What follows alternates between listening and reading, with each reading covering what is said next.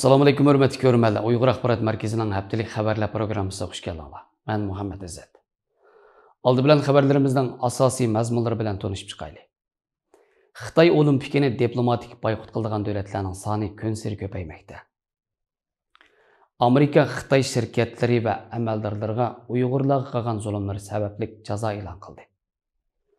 Müstəqil Uyğur Sud kollegiyası Xitay Uyğurlarga qarşı irqi qırğınçılıq sadır qılmaqda deb hüküm çıxardı. Yaponiya Xitay Olimpikini diplomatik boykot qilishi mumkin. Angliya diplomatiya ministri 7 dövlət ministerlərinin uçurishini G'arbning Xitay və Rossiyaga qarşı birlik sepining namoyandasi dedi. Tövəndə dehqonlar xəbərlərimizdən təfsili məzmunlarda olsun.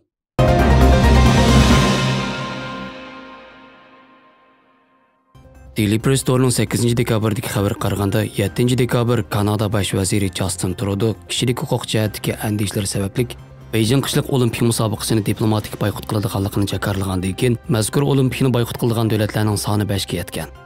Ular Amerika, Angliya, Avstraliya, Litvaniya va Kanada qatorliqlar.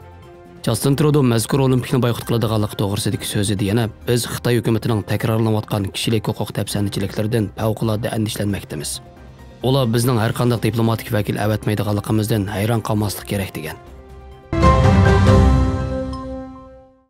Bloomberg Tour'ning 10 dekabrdagi, Reuters agentlik Tour'ning 11 dekabrdagi xabariga ko'ra, Amerika Xitoy, Burma va Choshendagi kishilik huquq tafsirchiligiga chidishliq bir qanchalagan shirkat va shaxslarga jazo e'lon qilgan bo'lib, buning ichida shirkatlardan Shangtang Technics shirkati, shaxslardan Shuhrat Zakir va Erkin Tunyaz qatorliqlar bor ekan. Xabarda ko'rsatilishicha, Shangtang Technics shirkati kishilarning bo'libmi Uyg'urlarning milliy tarkibini aniqlaydigan ko'zitish kamerasi yasab chiqqan bo'lib, o shirkat hatto mazkur kameralarning Uyg'urlar kameradan saqlanish uchun soqol qo'yib olgan, ko'zoynak yoki maska taqib olgan taqdirdami, yanada ularni to'nib ola oladiganligi haqida davron solgan. Egilishicha, Shuhrat Zakir va Erkin Tunyazga jazo e'lon qilingandan keyin ularning Amerika tavasidagi har qanday mulk to'nitildi ekan. Shundaqla ularga qattiq viza cheklamasi qo'yildi ekan. Buningdan sirt Amerikaning mazkur harakatiga Angliya va Kanada ovoz qo'shgan bo'lib, Amerikaning muavin moliya ministri Vali Adimo bu vaqtda bizning bu harakatimizga Angliya va Kanada ovoz qo'shdi. Biz bu orqali dunyo miqyosidagi demokratik davlatlar davlat kuchini suiiste'mol qilish orqali kishilarga zulm va haqsizlik qilayotganlarga qarshi harakatga o'tadi degan uchurni berdik degan.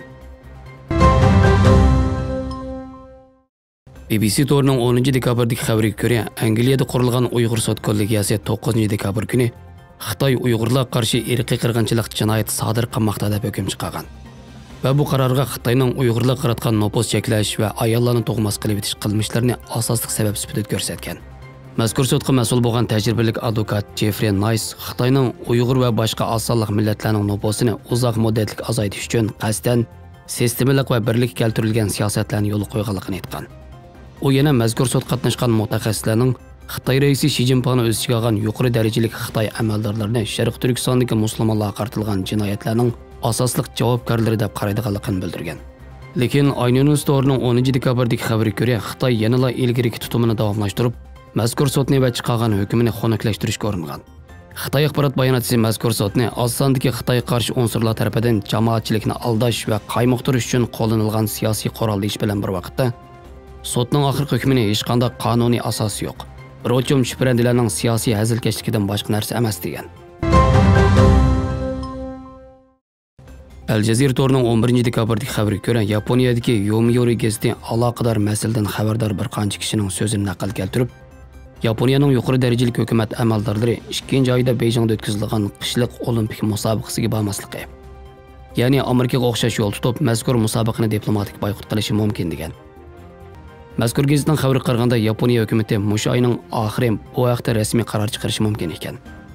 Navbatda Yaponiyadan Tokio olimpik musobaqasini tashkillash komitetining sobiq raisi Siyoko Beijingdagi qishliq olimpikga vakil sifatida berishi mo'ljallanmoqda. Holbuki 10 dekabr Yaponiyaning bosh axborot bayonotchisi Yaponiyaning Xitoy olimpikiga amaldorlarni avatish, avatmaslik xususida hali ham hech qanday qaror chiqarmaganligini aytgan. Qo'g'dug'uchi gazeti Tour'ning 11 dekabrdagi xabariga ko'ra, Ukrainaning Rossiya tarafidan tajovuzga uchrash mumkinchiligi, Janubiy Xitoy dengizidagi jiddiylik, Soğuq çilish oldi turgan İran yadro kelishimi qatorliq masalalarni muhokama qilish uchun o'tkazilish oldi turgan 7 davlat ministrlari yig'inidan ilgari Angliya diplomatiya ministri Liz Truss mazkur uchrashishning Rossiyaning Ukrainaga qaratgan tutumini o'z ichiga olgan qabih qilmishlarga qarshi birlik sabni namoyon qilishining fursati degan. Liz Truss yana o'zining Uyg'urlarning qismi to'g'risidagi andisini Xitoyning Angliyadagi bosh elchisiga aytganligini bildirgan. Xabarlarimizni ko'rganingizga rahmat. Ko'rishguncha omon bo'linglar. Xayr xo'sh, Allohga omonat.